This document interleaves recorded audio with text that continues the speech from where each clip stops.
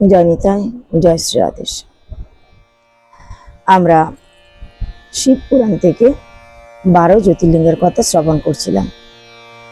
তো আজকে আমরা শ্রবণ করব স্তম্ভকেশ্বর মহাদেবের কথা।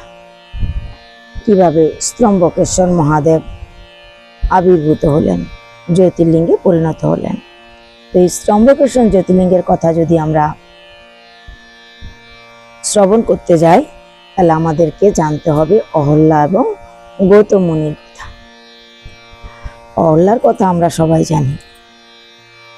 রাম অবতারে ঋষি বিশ্বামিত্র যখন শ্রীরামচন্দ্রকে তারকা রাক্ষসীকে বধ করার জন্য নিয়ে গেছিলেন, আর বনের যাত্রা করার সময় যখন তিনি মিথিলায় যাচ্ছিলেন শ্রীরাম এবং লক্ষ্মণকে নিয়ে, তখন একটা বনে ছোট্ট একটা আশ্রমে প্রবেশ করলেন। সেই আশ্রমটা জরাজীর্ণ ছিল, কোনো জীবের অস্তিত্ব ছিল না বলা যায়। সব বৃক্ষলতা শুকিয়ে গিয়েছিল, কেবল একটা তুলসী গাছ খুব সুন্দরভাবে ছিল সেখানে, আর একটা সুন্দর বড় পাথর ছিল। আর মহর্ষি বিশ্বামিত্র শ্রীরামচন্দ্রকে বলেছিলেন, শ্রীরাম তুমি এই পাথরটাকে পা দিয়ে স্পর্শ করো। যখন শ্রীরামচন্দ্র ওই পাথরটাকে পা দিয়ে স্পর্শ করেছিলেন, পাথরটা নারীতে রূপান্তরিত হলো। সেই নারীর কি নাম ছিল? দেবী অহল্যা। গৌতমের অভিশাপে যিনি পাথর হয়ে গিয়েছিলেন, সেই অহল্যা এবং গৌতম মুনির কথা আমরা আজকে শ্রবণ করব। তারা কিভাবে লোকহিত কাজ করেছিলেন, কিভাবে জনসমাজের উন্নতির জন্য জীবন পাত করেছিলেন, কিভাবে শিবের কৃপা তারা লাভ করেছিলেন, পরিণতি স্বরূপ কিভাবে স্তম্ভকেশ্বর মহাদেব জন্ম নিলেন। তো আসুন সেই কথা শ্রবণ করা যাক।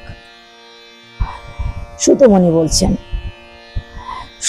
বলছেন, মণিগণ শুনো, আদিগুরু ব্যাসদেবের কাছে আমি যেমন শুনেছি সেইভাবে তোমাদেরকে নতুন একটা কাহিনী শ্রবণ করাবো। পুরাকালে গৌতম নামে বিখ্যাত এক মুনি ছিলেন, তার পত্নীর নাম ছিল দেবী অহল্যা।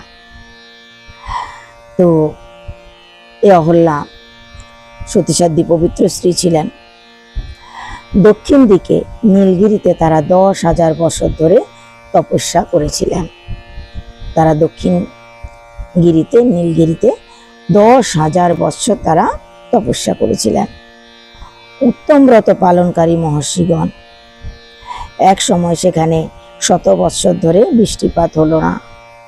যদি 100 বছর ধরে বৃষ্টি না হয়, তবে অবস্থা কি হয়? কোথাও পৃথিবীতে কোনো শস্য নেই, একটা পাতাও সবুজ দেখা যাচ্ছিল না।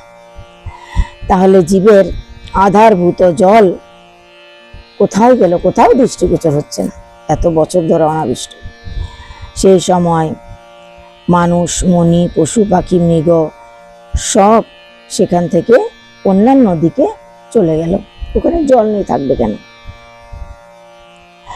গৌতম ঋষি তখন 6 মাস ধরে তপস্যা করে বরুণ দেবতাকে প্রসন্ন করলেন। ঋষি গৌতম জীবের এই দুর্দশা দেখে 6 মাস তিনি বরুণ দেবের তপস্যা করলেন। বরুণ দেব যখন প্রসন্ন হলেন, ঋষি গৌতমকে দর্শন প্রদান করলেন এবং তিনি বললেন, বরুণ দেব বললেন, ঋষি আমার কাছে বর প্রার্থনা করো, বর চাও, তুমি যা চাইবে তাই দেব। যখন এই কথা বললেন, ঋষি তখন বললেন যে দেখুন বরুণ মহারাজ, এই পৃথিবীতে অনাবৃষ্টির ফলে কি অবস্থা, না খেতে পেয়ে সবাই মারা যাচ্ছে, অতএব আপনি এখানে বৃষ্টি প্রদান করুন।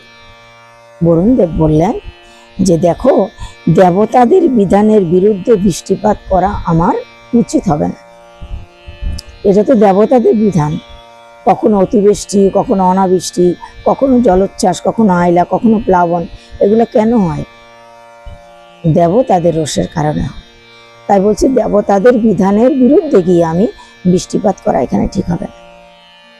তার থেকে তুমি তোমার ইচ্ছা অনুযায়ী জল চাও, তুমি একটা গর্ত তৈরি করো, সেখানে আমি থাকবো, সে জল কখনো শেষ হবে না। এরকম করতে পারি ব্যক্তিগতভাবে, আমি ব্যক্তিগতভাবে তোমার উপকার করব। ঋষি গৌতম বললেন ঠিক আছে। তিনি 1 হাত পরিমাণ একটা গর্ত করলেন এবং বরুণ দেবকে বললেন, আপনি এই গর্তে আবির্ভূত হয়ে যান, জল প্রদান করুন এই গর্তে। আপনি এই গর্তে জল প্রদান করলে সেই দিব্য জলে যদি ভর্তি হয়ে থাকে সবটা, তাহলে সবার উপকার হবে। ওই 1 হাত পরিমাণ ছোট্ট গর্তে বরুণদেব জল প্রদান করলেন। বরুণদেব গৌতম ঋষিকে বললেন, মহামুনি, কখনো শুষ্ক হবে না এই জলাধার, এবং তোমার কাছে এটা তীর্থস্বরূপই হবে, সমস্ত জনসাধারণের কাছে এটা তীর্থস্বরূপ হবে। এখানে এসে দান করলে, পুণ্য কাজ করলে, তপস্যা করলে, পূজা করলে, পিতৃগণের শ্রাদ্ধ করলে অক্ষয় ফল লাভ হবে, আর এটা তোমার নামেই বিখ্যাত হবে। কাজে তুমি লোকের উপকারের জন্য এই জল চেয়েছ, তোমাকে প্রদান করলাম। এই বলে বরুণদেব ঋষির প্রশংসা করে সেখান থেকে অন্তর্ধান হলেন। এই ক্ষুদ্র জলাশয়ে এতই জল ছিল, সবাই জল নিলেও সেই জল শেষ হচ্ছিল না। এই জল থেকে তারা ধান চাষ করতে লাগলো, আখ চাষ করতে লাগলো, জব চাষ করতে লাগলো, সমস্ত ধরনের শাক সবজি ফসল উৎপাদন করতে লাগলো। আর ঋষি গৌতম সবাইকে বলে দিলেন, যার যার জলের প্রয়োজন তোমরা সবাই এখান থেকে নাও। এইভাবে যখন ঋষি গৌতম এবং তার স্ত্রী জলের ব্যবস্থা করলেন, সমস্ত ঋষিরা আবার সেখানে এসে বসবাস করতে লাগলো। আবার সবাই ধীরে ধীরে সেখানে আসলো। তাদের মনে, অর্থাৎ ঋষি গৌতম এবং তার স্ত্রী অহল্যার মনে কখনো কোনো রকমের হিংসা বিদ্বেষ ছিল না। এই জলের কারণে তাদের মনে কোনো অহংকারও ছিল না যে আমরা সবাইকে জল দিচ্ছি। তারা জিতেন্দ্রিয় ছিলেন, পুণ্য ছিল তাদের জীবনের আধার।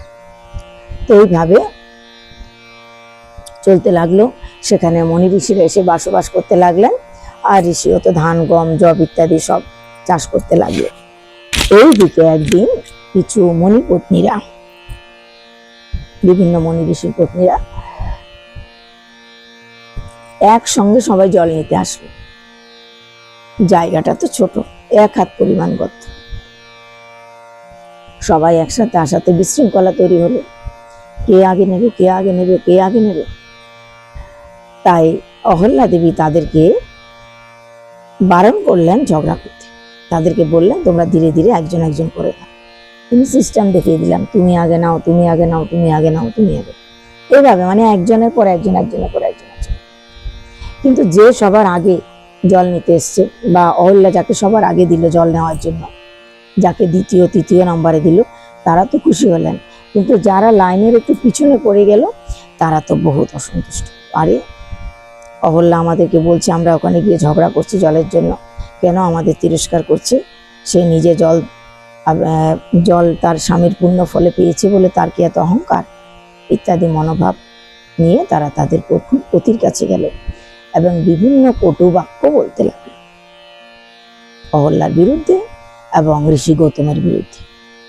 বিভিন্ন কথা বলতে লাগলো, যেটা হয়েছে সেটা বলেছে, যেটা না হয়েছে তাও বলেছে। ঋষিরা তখন কি করলো, তাদের স্ত্রীর প্ররোচনায় গৌতমের বিরুদ্ধে এক কথায় যুদ্ধ ঘোষণা করলেন।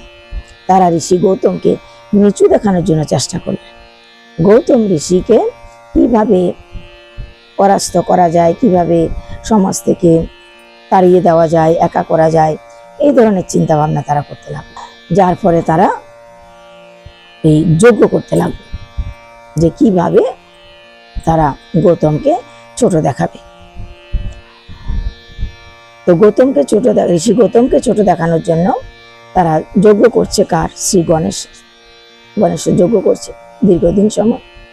গণেশের যজ্ঞ করতে করতে কোনো এক সময় গণেশ প্রসন্ন হলেন এবং গণেশ দেবতা প্রসন্ন হয়ে সেখানে আসলেন, ঋষিদেরকে বর প্রদান করতে চাইলেন। আজকে আমরা এ পর্যন্ত কথা শ্রবণ করব। আগামীকাল আমরা আবার এরপর থেকে শ্রবণ করব ঋষিগণ সিদ্ধিদাতা গণেশের কাছে কি বর চাইলেন এবং গণেশ তাদেরকে কি বর প্রদান করলেন। কিন্তু আজকে এই পর্যন্তই, আগামীকাল আবার দেখা হবে। জয় নিতাই, জয় শ্রী রাধেশ্বর।